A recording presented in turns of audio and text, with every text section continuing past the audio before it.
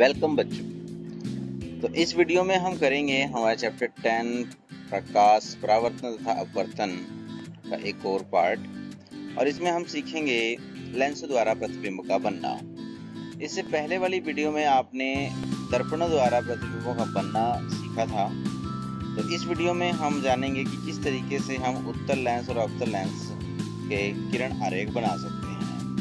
चलिए शुरुआत करते हैं, और शुरुआत में सबसे पहले हमें देखनी है ये सारणी। इस सारणी में आप देख सकते हैं कि यहाँ पर भी 6 स्थितियां दी हुई हैं, और ये जो हैं ये सारणी उत्तल लेंस द्वारा बने प्रतिबिंबों की प्रकृति, स्थिति तथा अपेक्षित साइज को बताने के लिए यहाँ पर दी गई है।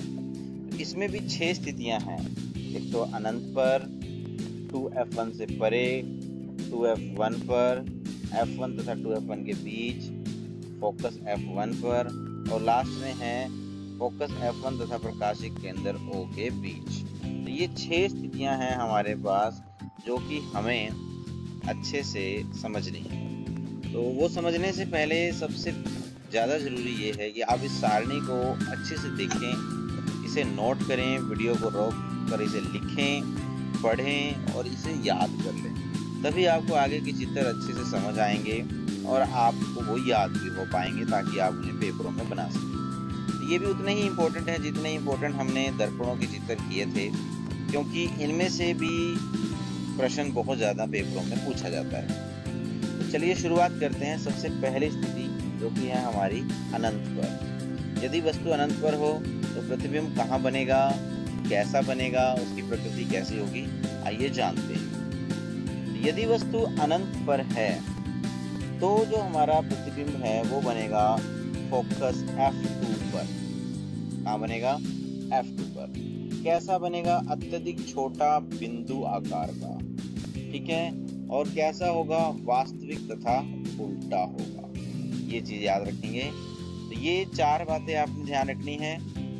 लिखने का तरीका या तो आप ऐसे लिख सकते हैं, या जैसा हमने पिछली वीडियो में बताया था 4 अलग अलग लाइनों में आप इनको लिख सकते हैं। जैसा आपको ठीक लगे वैसे आप लिख सकते हैं। चलिए शुरुआत करते हैं। इसका हम किरण आरेख बना करके देखते हैं कैसे बनेगा। सबसे पहले हम बनाएंगे हमारा उत्तल लेंस। ये है हमारा उत्तल लेंस। फिर हम खींचेंगे हमारा मुख्य अक्ष। मुख्य अक्ष पर हम दिखाएंगे f1, 2f1, और इसके अलावा दूसरी साइड पे दिखाएंगे f2 और 2f2। ये तो हर बार आपने बनाना ही है। इसके अलावा एक दो चीजें और हैं जो आपको लिखनी है। एक लेंस के बीचों बीच में आपने ये वाली लाइन जरूर खींच लेनी है, हर बार जरूर खींचनी है। और जहां पर ये लाइन मुख्य अक्ष को क्रॉस करेगी वहां पर आपको लिखना है O। ये O क्या है? ये है प्रकाशीय केंद्र, ठीक है। इसकी खास बात ये है कि इसमें से जो भी प्रकाश की किरण गुजरेगी उसमें कोई अपवर्तन नहीं होगा, ठीक है, वो सीधी ही निकल जाएगी। इस प्रकाशिक केंद्र की ये खास बात है। तो प्रश्न भी आता है कि लेंस में से किस जगह से अगर प्रकाश की किरण गुजरती है तो उसका अपवर्तन नहीं होता, तो उसका आंसर है प्रकाशिक केंद्र, ठीक है। तो चलिए, क्योंकि वस्तु हमने अनंत पर रखी है, अगर हम चाहें तो ना भी बनाए वस्तु, लेकिन फिर भी अगर हम वस्तु को यहाँ पर रख देते हैं तो इस तरीके से हम अनंत पर वस्तु को रख सकते हैं। और फिर अब यहाँ से हम प्रकाश की किरण बाईं ओर से डालनी शुरू कर दी। इस तरीके से सबसे पहली लाइन आप खींचेंगे। यहाँ पर आपने सबसे इम्पोर्टेंट जो बात ध्यान रखनी है वो ये है कि प्रकाश की किरण को जो मोड़ने का काम करना है, क्योंकि प्रकाश की किरण लेंस में से गुजरने के बाद अपने पथ से विचलित हो जाएगी, अपना पथ बदल लेगी। तो वो जो काम करना है, ये जो बीच में लाइन लगाई है हमने, ये सीधी लाइन, इसी लाइन से यहाँ से प्रकाश की किरण मुड़ेगी। यहाँ से नहीं मोड़ना, इस तरह से ना यहाँ से मोड़ना। समझ आई मेरी बात? दोबारा समझ लीजिए, प्रकाश की किरण कहाँ से मोड़ना और कहाँ से नहीं मोड़ना। ये जो डॉटेड लाइन हमने लगाई है, यहाँ से ही प्रकाश की किरण मुड़ेगी, इस जगह से, ठीक है। यहाँ से नहीं मोड़ना, ना ही यहाँ से मोड़ना, मतलब कि लेंस की सतह से नहीं मोड़ना। बीच में जो लाइन हमने लगाई है वहां से हमने प्रकाश की किरण को मोड़ना है। कैसे? देखिए, ये यहाँ से प्रकाश की किरण मोड़ी और ये कहाँ से गुजरी?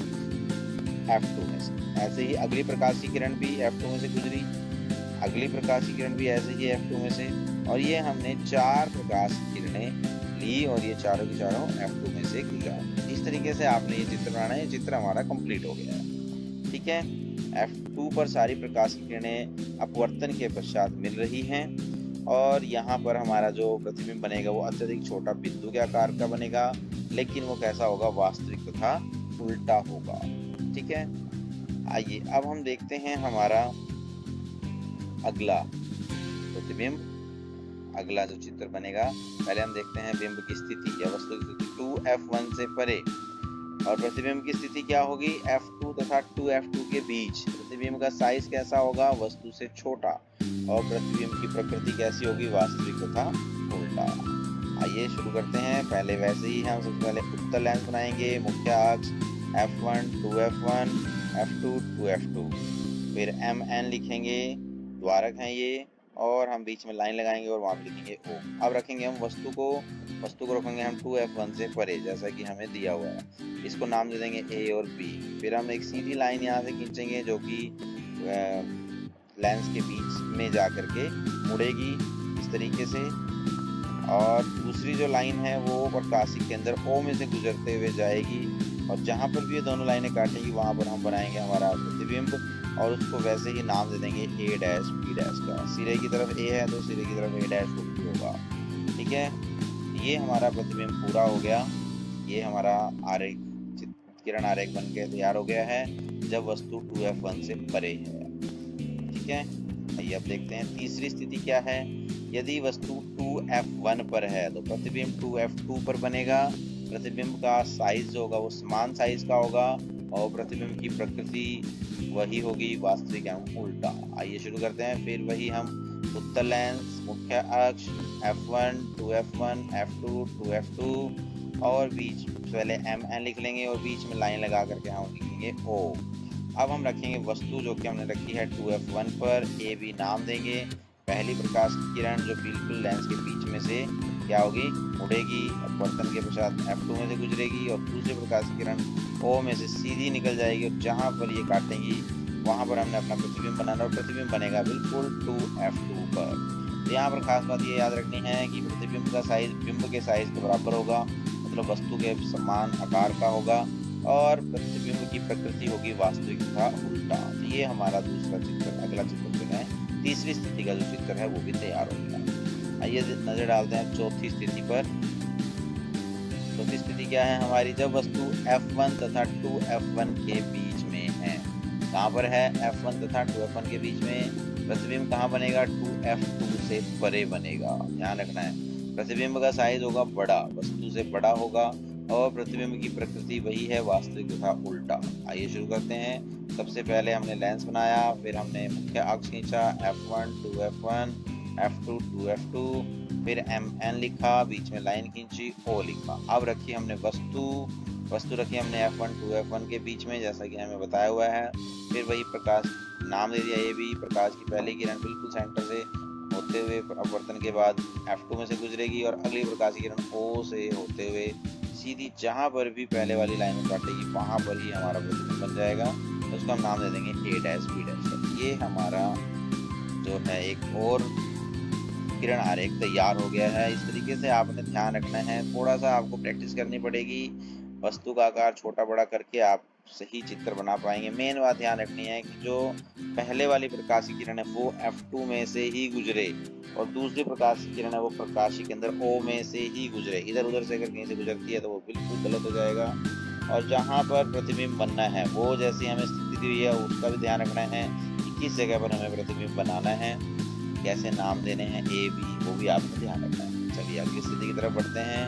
तो अब आ गया हमारी पांचवी स्थिति जो कि है फोकस F1 पर। तो इसमें जब प्रतिबिंब बनेगा वो अनंत पर बनेगा, साइज होगा वो बहुत बड़ा होगा, अत्यधिक विवर्धित, काफी बड़ा होगा, और ये भी वास्तविक था उल्टा बनेगा। ये काफी आसान है, फिर वही काम करेंगे। अब तक तो आपको समझ आ गया होगा। ये जरूर आपने कम से कम इतनी चीजें, जैसे आपको पता लगे उत्तल लेंस के बनाने तो कितना काम तो आपने करना ही है वो तक, तो ये तो बिल्कुल कर दें। फिर आप देखें कहाँ पर दिया हुआ है, वस्तु कहाँ पे दी हुई है, F1 पर। F1 पर वस्तु बनाएं, फिर A B नाम दे दें। पहली लाइन सेंटर से गुजारेंगे, F2 में से गुजरेगी, और दूसरी लाइन जो है वो कहाँ से, O में से गुजार देंगे। तो हम यहाँ पर क्या पाते हैं कि ये दोनों लाइनें कहीं पर भी मिल नहीं रही हैं और एक दूसरे से दूर होती जा रही हैं, ये तो कहीं मिलेंगी ही नहीं। तो इसलिए हमारा जो प्रतिबिंब बनेगा वो कहाँ बनेगा, अनंत पर बनेगा, साइज बहुत बड़ा होगा वास्तविक तथा उल्टा ही। तो ये भी हो गया आपका चित्र, बहुत आसान है। और अब हम देखते हैं हमारे उत्तल लेंस की लास्ट स्थिति को, जिसमें कि है वस्तु कहाँ पर है, F1 तथा प्रकाशीय केंद्र O के बीच। ये भी इम्पोर्टेंट है, सबसे अलग है ये, इसको अच्छे से करेंगे। प्रतिबिंब की स्थिति क्या होगी, जिस ओर बिंब है लेंस के उसी ओर, मतलब जिधर हम वस्तु रखेंगे उसके पीछे ही प्रतिबिंब बनेगा, बड़ा बनेगा, आभासी तथा सीधा बनेगा। ठीक है, आइए इन बातों को ध्यान में रखते हुए फिर शुरुआत करते हैं। सेम वही F1 2F1 F2 2F2, फिर हम लाइन खींचेंगे और O लिखेंगे। ठीक है, अब हमने वस्तु रखी प्रकाशीय केंद्र O तथा F1 के बीच में, फिर A भी नाम दे दिया। पहली लाइन जो है वो हमारी F2 में से होकर गुजरी, दूसरी लाइन O में से होकर गुजरी, और हम देखेंगे ये तो बिल्कुल ही एक दूसरे से नहीं मिल रही है। तो फिर हम क्या करेंगे, इन्हें बैक साइड में बढ़ाएंगे। पहले हम पहले वाली लाइन को पीछे की तरफ बढ़ाते हैं, ऐसे ही दूसरी लाइन को भी जब हम पीछे की तरफ बढ़ाते हैं तो ये एक जगह पे कहीं ना कहीं जरूर मिलेंगी। जहाँ पर मिलेंगी वहाँ पर हमारा प्रतिबिंब बन जाएगा, और ये प्रतिबिंब बना जिस ओर वस्तु रखी थी उसी ओर, और बड़ा बना क्योंकि ये सीधा है इसलिए ये कैसा बनेगा, आभासी, क्योंकि यहाँ पर प्रकाश की किरणें वास्तव में नहीं मिल रही हैं, पीछे की तरफ बढ़ाने पर मिलती हुई प्रतीत हो रही हैं। तो ये थी हमारी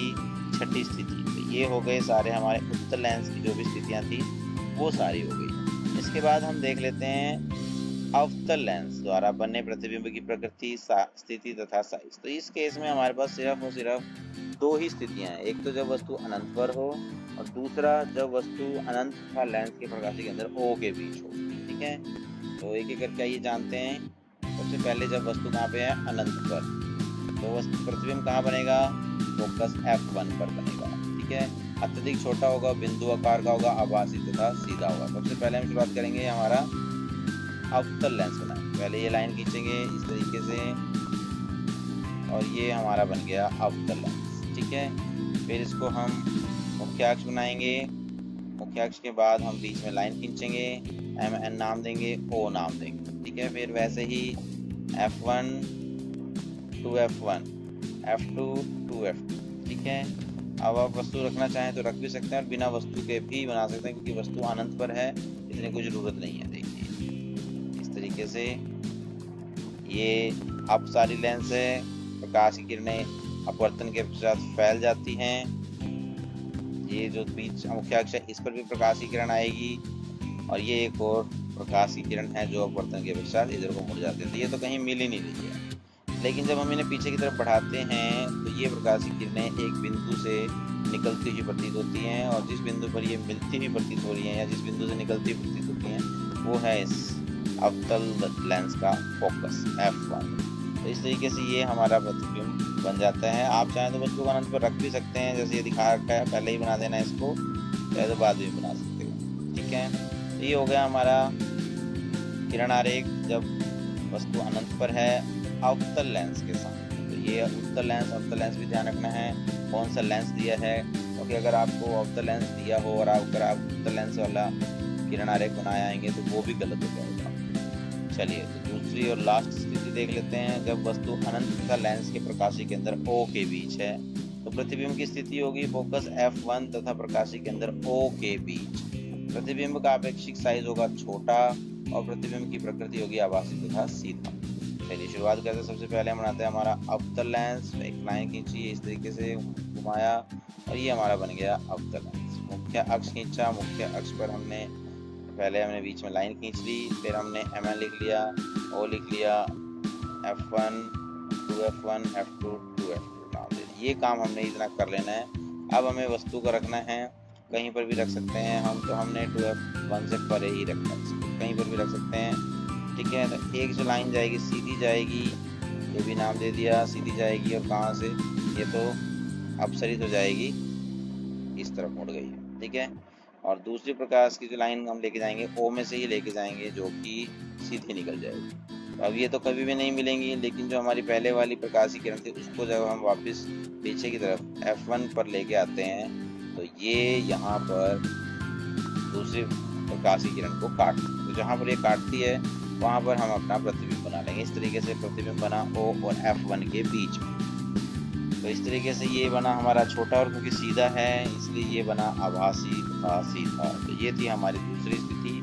तो इस तरीके से आप अपने चित्रों को बना सकते हैं। बस थोड़ी छोटी सी बातों का ध्यान रखना है, जो प्रकाश की किरण जिस पॉइंट से गुजरनी है वो वहीं से गुजरे, जिस स्थिति में जहाँ से गुजरनी है वो आपको याद रखनी है। कैसा प्रतिबिंब बनाना है आपको एक दो बार प्रैक्टिस करनी पड़ सकती है। इस वीडियो को एक दो बार और देखें, जहाँ कहीं दिक्कत आए वो मुझसे आप शेयर करें, बताएं। अदरवाइज आई होप कि आपको इसी वीडियो से सब कुछ समझ आ जाएगा। चलिए, बहुत बहुत धन्यवाद। Thank you for watching this video.